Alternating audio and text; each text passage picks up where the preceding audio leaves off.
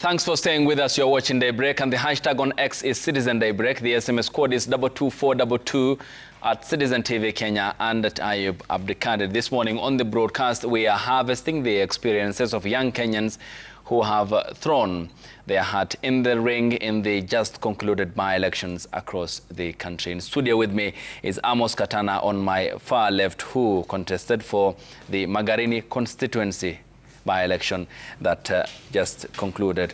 Amos, good morning. Good morning. Lovely having you on the broadcast. Thank you. Na karibu. Asante. Asante sana. Thank you so much. Also in his company, Abraham Ayaya contested in the Kisa East Ward by-election in Kakamega County and is here to tell us his story. Good morning, Ayaya. Good morning. A pleasure to have you here on the broadcast. Thank you. Asante. In their company is Nzioki Naomi Ndoku, who also contested for Mumbuni North by-election ward, and she's also here in their company. Good morning. Good morning, too. And lovely to have you here on the broadcast. Joseph Masharia will also be joining us. Just gotten mic'd up here in studio. He contested for the Kariobangi North ward by-election that the DCP candidate won, and he will be with us shortly here on the broadcast, as well as Jasmine Aoko, who contested for the Kasipul constituency MP by-election in the county of Homa Bay. So you'll be telling us about your stories. First, I begin with you, Naomi. What were your first experiences, given that you threw your hat in the ring? My first experience on leadership concerning the politics is that I learned that about people, when you come to contest as a youth, it takes a lot for you to be called a politician, whereby I never knew that in leadership, when it comes to politics, you need a lot of money to distribute to the people. That is one thing I learned. Secondly, I learned that during by-election, there is low voter turnout. And also I learned during a by-election, mostly the 2025 by-election, that there was a voter bribery. Yeah, that was taking place. Yeah. Okay, and Joseph joins us. Joseph Short, I'll be coming to you. Good morning. Asante sana for coming. It's lovely having you here, hearing from you guys who have been there to tell us your story. Amos Katana, Magarini, what was your experience? Give us an account of the campaigns, the build-up to the campaigns, and the day itself when Kenyans in Magarini headed to the ballot. Thank you. Personally, I can say that the race for by-elections, for me, it came in as I was very optimistic that it will be a start and a beginning for the future that we've been dreaming of. And I threw my bid because personally, I've been in Magarini for the last 25 years. And me being there, I've watched people being in artificial problems. Like problems are just like growing up in a constituency that is very resourceful, but sasa, there are a lot of challenges. Like we still starved in artificial problems that can be solved in a way. So when I was giving this shot, I thought that this would be the beginning of everything. But unfortunately, the by-election in Magarini, I can say it is a mirror. It is a reflection of very deep structural issues of democracy that is affecting us in Kenya, and specifically the marginalized areas like Magarini. Because on the voting day, I'll come back from the experience, but on the voting day, what I witnessed on the voting day, like there is completely loss of public trust on the electoral process. Like people no longer believe their vote matter. The turnout in Magarini was approximately 30%. And 30%, you can't say that 30% is a true representation of the constituency, because I believe democracy is a process of building the nation. And when we are building this nation, it should include total inclusivity and include majority of the people. But sasa, in our case, the voters have completely lost trust. There is that voter fatigue. Like people believe that there is nothing new that will come to change. Hata ukienda pale unasikia walikuja kama wao, wakaongea vizuri, but still after election there was no change. So these young people are coming, like they think they have the message, but they are nothing. So like in Magarini, I thought it would be an issue-based democracy, but at the end it was it turned to be an auction democracy. Okay. So we'll talk about, you talked about people, umezungumzia wananchi pia. Yeah. And feel free to speak Swahili where you feel so.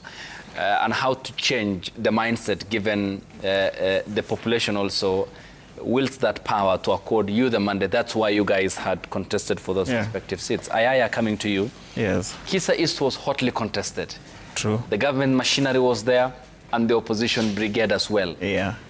Were you lost in between? What was your experience, and how was the build-up to the election day on 27? Yeah. In fact, I'm privileged to be here.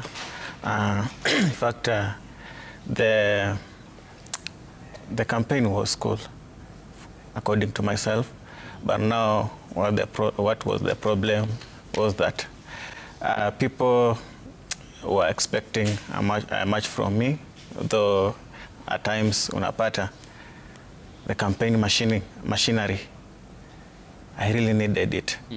But you see, the government really tried its best, and unapata kwamba kama mimi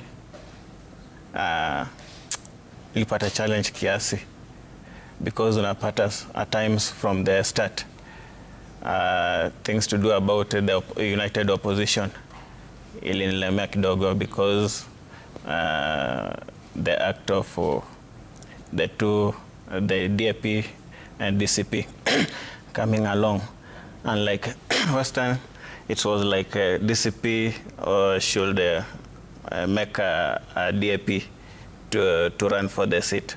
Now unapata it was so hard for me because kulikuwa na challenge sana. But all in all, I thank God.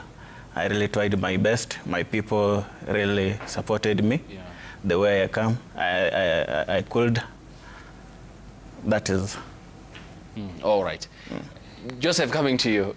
Kariobangi certainly was also in the eye of the public, given how high stakes the election was. What is your experience? Thank you so much. First and foremost, I would like to thank God for this opportunity, and the Royal Media Services, and the people of Kariobangi North for offering me a chance to participate in the just concluded by-election. My experiences were also the same as the others, because I've come to learn that political ukitaka kuingia katika siasa lazima kuwe na resources, lazima uweze, you must have the skills to mobilize resources, especially if you are an independent candidate. You must mobilize a lot of resources. Either you have a lot of resources or you have friends who have a lot of resources. Number two, another thing I came to learn is that there are these values that we call consistency, commitment, passion, and active participation. All these four go together. If you do not turn up kwa ground wapiga kura wakuone, they will say you didn't participate, hatukukuona. And then they will say you are not committed, you didn't have the passion, then you are not consistent. So I've come to learn a lot of great values that I've drawn from the by-election, such that I'm ready for the next one, for the general election. In terms of the resources, I'll have to mobilize a few or more resources, look for a good vehicle, a good political party, and also look for the right solidarity, the right people who can work with me throughout the journey. Okay. So let's come to the parties now, on finances, plus changing the mind shift, as Katana pointed out. Naomi, this is on you then. How much of a strain has it been? You ran as an independent? No. With a political party? Yes. Which political party? United Progressive Alliance. Party? Yes. Okay. Do you think had you contested on Wiper, you would win? To some extent, yes. To some extent, no. because it depends with the person. Now, with my party, United Progressive Alliance, I'd come with a ticket. It was a new party to our region, whereby most of the voters in my area were preferring the Wiper of the Chap-Chap ticket. So here comes the challenge, whereby you're vying for a seat, but no one is helping you out. You're all alone in the field, struggling to get those votes. Like my case, my party never supported me in any way because our party leader was impeached. So the resources were minimal and they were not able to come to the ground. So if I would meet the voters, they will tell me, si ungekuwa na watu wanakusupport, kasichana unaongea vizuri, lakini una finances. Now I'm here, I have to walk around Momboni region. I have to talk to the people in the ward, but they always remind me that you have to have something in order to activate our votes. Now I would ask myself, if we are young people from school, like I was a former school president in the School of Science, I learned that to be a leader, you must be wise, you must be knowledgeable, and you must be ready to work for the community. I am so new to the ground. I'm selling new ideas to the ground, like the way we were selling it out during the finance bill. Yeah. But they will tell you and remind you every day, kasichana una pesa, utatusaidia aje? And now siasa inataka pesa. You find that they are really disappointing you, but on the other side, you can see that the people you are championing with, they have resources. They are calling off big crowds, but you can't. Like for my case, I used to get support from my family and my friends. I never had anything. I had to be supported. At first, I'd come with an independent candidate ticket, but I found that it was quite expensive because you have to have 500 voters who are eligible voters for that ward, and you must have their copies of IDs, whereby if you have to get those ID copies, you have to pay someone. And that was the challenge. Yeah. And Katana, I assume Magarini is expansive, so you have to move around and sell your manifesto, possibly. How much of an impediment has this mantra been that unatuachia nini after your campaigns? Or were you offered a listening ear in your view? I can say that today, if it were issue-based democracy, today I'll be the member of the National Assembly for Magarini. But because it turned out to be an auction-based democracy, that's why I can say that I was given a listening ear. I talked to several people. I talked to almost the majority of the villages. But sasa at the end, they asked me, what's the finishing? Because they are used to all the tricks, politics, whereby you can, like during that day before, the day before election, that night, you have to walk around the constituency door to door and you leave something. Because during the election day, beside the polling stations, you can just imagine some political parties were distributing relief foods during the election day. There is relief food being distributed and some handouts. So like they say, this guy is like, is relatable. Ni mtu unaweza muelewa, kitu anaongea tunamuelewa kabisa, anaongea sense. Lakini sasa ikifika ile siku, because kuna ile voter apathy, watu wamechoka, wameona like nipe tu ya leo because hata ukipata wewe utaenda tu. So at least ukinipea nikishika then nikapige. There is a case I was called during that polling, hiyo day ya kupiga kura hiyo. Nikapigwa wameenda kwa ule chief campaigner wa hiyo village. Wakanambia we are here 200 voters. Tumaka kitu tuende tupige kura ama hatuendi. At least 100 bob. So like ukipiga hesabu 100 bob times 200 people win 20,000. Na sasa hiyo mimi mwenyewe I'm struggling to move around huku na huku, so naangalia 20,000 for 200 votes and I need like more than 30,000 because we have 80,000 registered voters. Where will I get 8 million to give 100 bob each for me to be elected? And 100 bob is the list? Is the list, yeah. In my 100 bob for each, So that Ayaya brings the question of trust, is it? When they tell, for example, wanamwambia ukienda hatutakuona hata ukipata ikiti. So tumalize tu sahi hapa. So was that also an experience you had? Unajua the idea of money. Na pia unajua mtu anasema mwenye amenipea ndio mtafanya nini? That's the way of politics we are now. Sasa sisi kama youth unapata challenge sana upande na finance, inakuwa ni shida. Unlike me, the good thing I started very early. By 2022 I was on the ground. Na pia hiyo ndio ikawa party imeangalia, ikapata at least, ikapata opinion polls, niko at least juu, ndio aka opt kunichukua bila kwenda kwa nomination. So though we like youth, wenye tunaanza inakuwa ni challenge kidogo. Like pia kulikuwa na hii by election to hizo Malava, ikawa DAP na DCP wameelewana. DAP nachia DCP nachia Malava DAP. Sasa hii ikawa kuna huyo deputy party leader wa DCP Malala akakuwa na idea now that DCP tumaachia DAP pale Malava, Kisa East tunataka DCP idominate hapo.